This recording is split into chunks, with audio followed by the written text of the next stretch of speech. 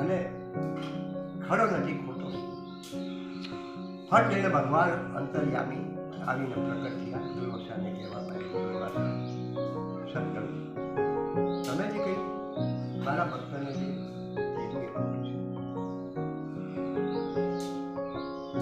કે સાનું ખોટું? સાધુ સંતને જમાડ્યા વિના જે જમી રહે છે તે સાધુ સંત એમનું એટલું ના થાય છે.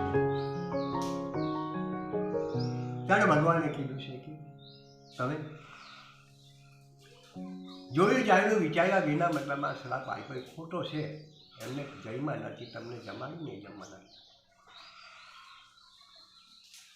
તો વાત ખરી છે તમારી, પણ અમારા મોઢામાંથી જે શબ્દ નીકળ્યો એ શબ્દનું પાલન થશે.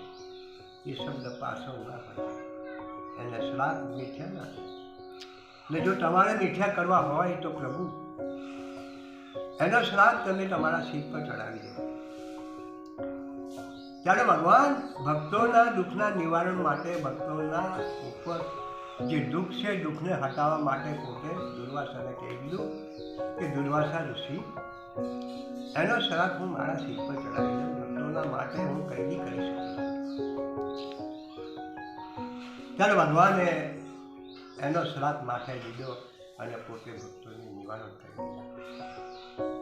ત્યારે ભગવાને 9 અવતાર લીધા છે. આ પૃથ્વી પર જ્યાં જ્યાં સંકટ, જ્યાં જ્યાં સમય, જ્યાં જ્યાં યુગનો પડતો મારે છે એ વિત્તીય ઉત્પાદન થાય છે, વિકરાળ મતલબમાં ધૂમ મચાવે છે અધર્મની. ત્યારે ભગવાન અવતાર લે છે. 9 અવતાર એમને લીધા અને 10મો અવતાર નકલંગી બાકી છે.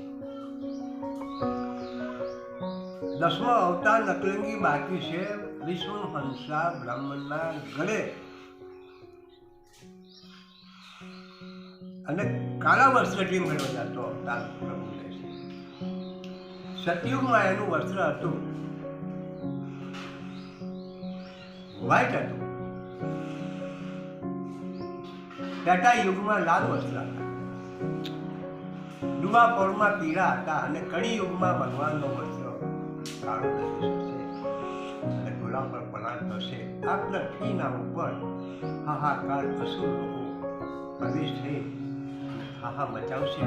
ત્યારે અંતિમના સમયે ભગવાન દુઃખના નિવારણ માટે, સંતો ભક્તોના દુઃખને પાર કરવા માટે ભગવાન ફરી આ પૃથ્વી પર એક અવતાર એનો બાકી છે. એ નકલંગી અવતાર ભગવાન લેશે. બોલો શ્રી રામચંદ્ર ભગવાન.